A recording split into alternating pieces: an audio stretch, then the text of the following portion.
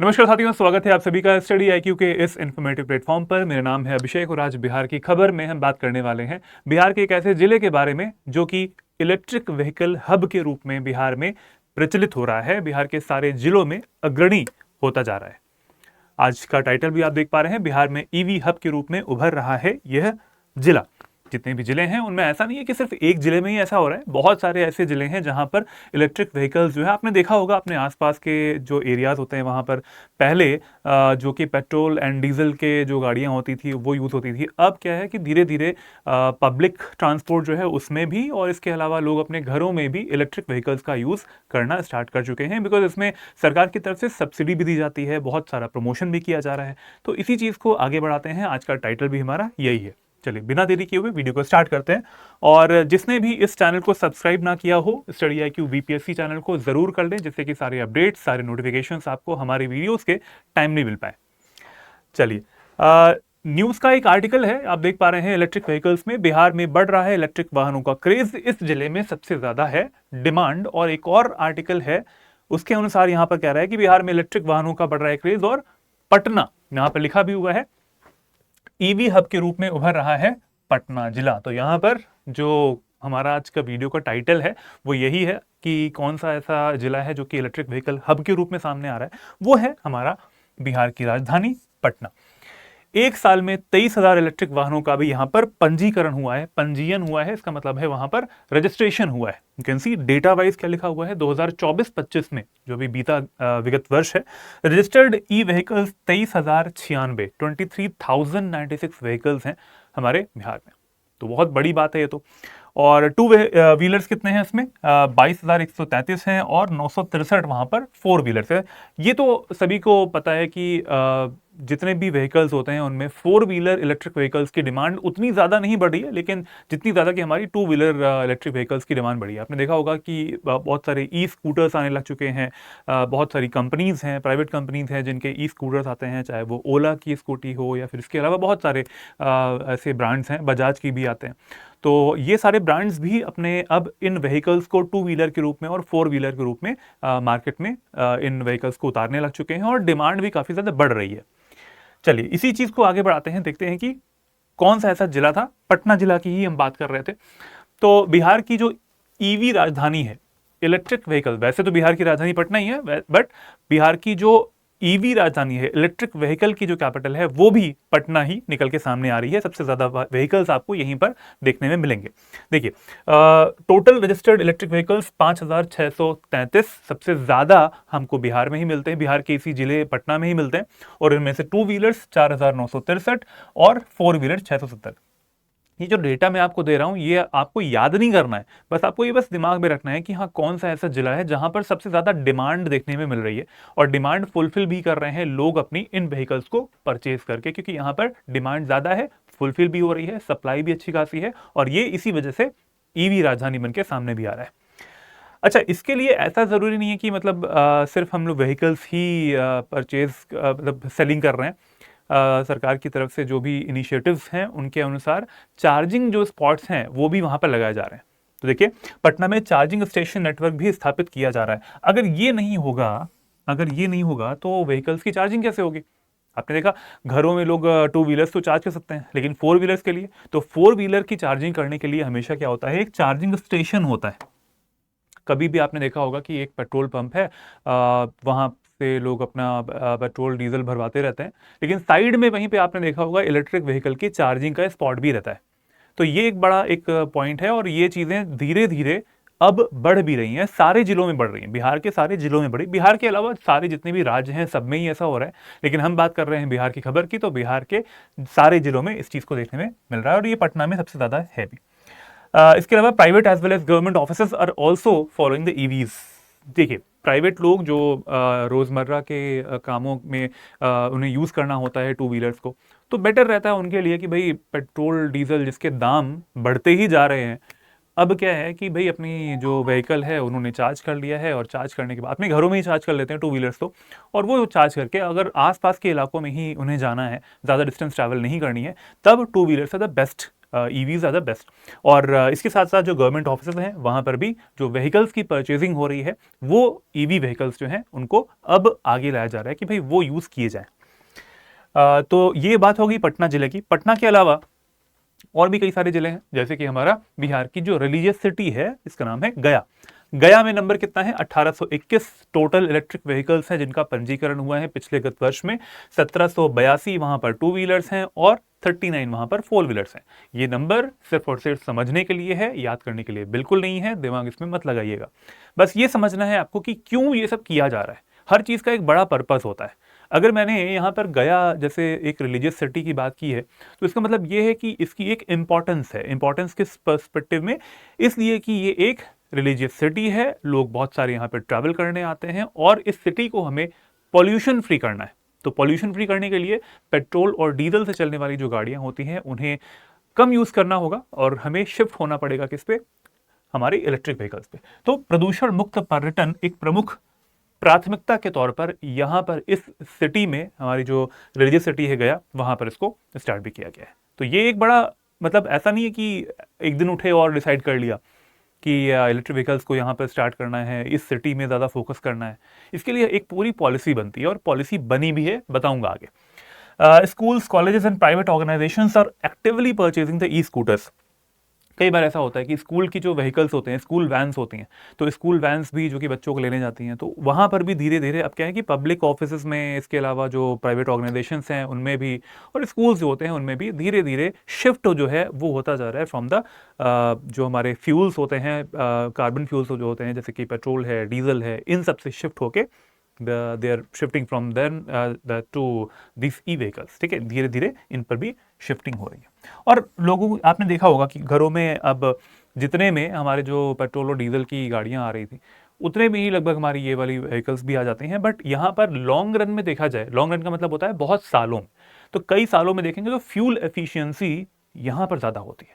तो गाड़ी में जो बैटरी है उसको चार्ज करना it is very cheap rather than जाना हर बार 100-150 किलोमीटर जो है अगर आपको जाना है तो आपको पूरी गाड़ी में पेट्रोल और डीजल जो है वो भरवा के जाना पड़ता है। तो ये थोड़ा सा कॉस्ट इफेक्टिव हो जाता है ई व्हीकल्स। चलिए, इसके अलावा और भी शहर है, देखते हैं ना। जैसे मुजफ्फरपुर में दोपहिया वाहन 1624 रजिस्टर हुए थे और 72 चार पहिया वाहन थे। मोतिहारी में भी 1395 दोपहिया वाहन और 6 वहाँ पर जो हमारे चार पहिया वाहन है उनका पंजीकरण हुआ था पिछले साल। समस्तीपुर में ये नंबर 1051 और 4 पर सीमित है।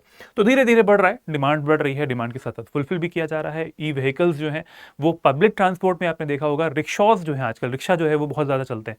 तो रिक्शा जो है वो भी एक बड़ा माध्यम है जिससे कि पॉल्यूशन को इन सिटीज़ में कम किया जा रहा है और इसको प्रमोट भी किया जा रहा है। तो इस तरीके के बहुत सारे स्कूटर्स आपने देखे होंगे जो कि सड़कों पर दिखाई भी दे रहे होते हैं। कई बार आपने देखा होगा कि जो हमारे घरों में डिलीवरी करने वाले एजेंट आ रहे होते हैं, चाहे वो किसी भी ब्रांड के हों, चाहे वो स्विगी से आए, जोमेटो से आए, वो जो गाड़ियाँ यूज़ कर रहे होते हैं वो भी मोस्टली अब ऐसा होने लग गया है कि वो भी इलेक्ट्रिक व्हीकल्स ही होती हैं। ठीक है, चलिए। तो ये सब चीज़ें रोज़मर्रा वाली है, मतलब ऐसा नहीं कि मैंने आपको बताया तो आपको पता चलेगा, ये आपको पता होगा भी पहले से। बस ये है कि टाइटल आज मैं इसको कवर कर रहा हूँ यहाँ पे। तो इसके बारे में ज़रा जान लेते हैं कि भाई इसमें टारगेट क्या है, बिहार के लिए जो टारगेट है वो क्या डिसाइड किया गया है। तो वर्ष 2028 तक बिहार में क्रय और निबंधन होने वाले वाहनों में से 15%, 15% जो है वो इलेक्ट्रिक वाहनों के पंजीयन का लक्ष्य रखा गया है 2028 तक। 2028 क्यों? क्योंकि 2023 में आई थी इलेक्ट्रिक व्हीकल की पॉलिसी बिहार में, बताऊंगा अभी आगे। तो वर्ष 2028, ये 2028 ईयर बहुत इंपॉर्टेंट है, 5 साल का समय दिया गया है। ठीक है, वर्ष 2028 तक बिहार में क्रय और निबंधन होने वाले वाहनों में, क्रय मतलब परचेजिंग होने वाले, और साथ साथ जितने भी हमारे रजिस्टर्ड व्हीकल्स हैं बिहार में, इन 5 सालों में जो भी होंगे 2028 तक, वो 15% जो है वो होने ही चाहिए। ठीक है, for this the charging network is being expanded. हमारे क्योंकि व्हीकल्स बढ़ने हैं, व्हीकल्स बढ़ेंगे तो उनकी चार्जिंग कहाँ से करनी होगी, तो चार्जिंग करने के लिए भी जो चार्जिंग नेटवर्क्स हैं उनकी भी व्यवस्था की जाने वाली है पूरे बिहार में। ठीक है, तो ये एक टारगेट सेट किया गया है हमारे बिहार के लिए, और बिहार के सारे जिलों में धीरे धीरे हम इसका नंबर जो है वो बढ़ता हुआ देखने वाले हैं आगे समय में। चलिए, इसके साथ साथ हम देखते हैं कि इसके बेनिफिट्स क्या होते हैं। हमेशा ये पता होना चाहिए ना कि क्या बेनिफिट्स होते हैं किसी भी चीज़ को, किसी भी पॉलिसी को अपनाने के। तो ई व्हीकल्स को, जो हमारे ई व्हीकल्स होते हैं, उनके बेनिफिट्स क्या हैं हमारे वातावरण के लिए, हमारे समाज के लिए, क्या क्या फायदे होने वाले हैं। तो देखिए, पहला जो इसमें आता है वो है एनवायरमेंटली फ्रेंडली। सबसे इंपॉर्टेंट चीज जो हमारे जो टेल पाइप एमिशन होता है, चाहे वो बाइक में हो, चाहे वो स्कूटी में हो, चाहे वो कोई गाड़ियां हो, फोर व्हीलर हो, उन सब में ही क्यों ना हो, तो सब में ऐसा होता है कि जो टेल पाइप एमिशन होता है यहां पर नहीं होता है, बिल्कुल नहीं होता है, क्योंकि यहां पर जो गाड़ी चल रही होती है वो बैटरी से चल रही होती है। तो बहुत ही इंपॉर्टेंट है, टेल पाइप एमिशन जो है वो बिल्कुल नहीं होगा। जो कार्बन डाइऑक्साइड है, मीथेन गैस है, वोलेटाइल ऑर्गेनिक कंपाउंड्स होते हैं, वीओसीज बोलते हैं, नाइट्रोजन ऑक्साइड्स जो होते हैं, एनओएक्स होते हैं, वो सारी चीज़ यहाँ से नहीं निकलेगी, प्रदूषण नहीं होगा। तो कई बार आपने देखा होगा कि जो धुआं बहुत ज़्यादा फैल जाता है सिग्नल्स पे, अभी जैसे दिल्ली की सरकार है, तो दिल्ली सरकार जो इससे पहले थी आप गवर्नमेंट, वो उनका एक रूल था, ऑड इवन रूल लाते थे वो, कि एक दिन ऑड नंबर की गाड़ियां निकलती थी, एक दिन इवन नंबर की गाड़ियां निकलती थी, इससे पॉल्यूशन कम होता था। पर्पस ये था कि पॉल्यूशन कम करना है। लेकिन अगर हम शिफ्ट कर जाते हैं from the petrol and the diesel vehicles to the electric vehicles, तो ये सब रूल लाने की कोई ज़रूरत ही नहीं पड़ेगी, क्योंकि ये जो गाड़ियां होंगी वो उत्सर्जन कर ही नहीं रही हैं पॉल्यूशन का। ठीक है, तो पहला पॉइंट ये हो गया। दूसरा है, दीर्घावधि में लागत जो है वो प्रभावी हो जाती है। बहुत समय के लिए देखा जाए, अगर आपकी व्हीकल की लाइफ बहुत ज़्यादा रहती है तो उसमें कॉस्ट इफेक्टिव हो जाता है पूरा सिस्टम। सिस्टम का मतलब है कि जो फ्यूल एफिशिएंसी होती है वो बढ़ जाती है, जो कि यहाँ पे लिखा भी हुआ है, एनर्जी एफिशिएंसी आपको यहाँ पर मिलती है, ऊर्जा कुशलता मिलती है।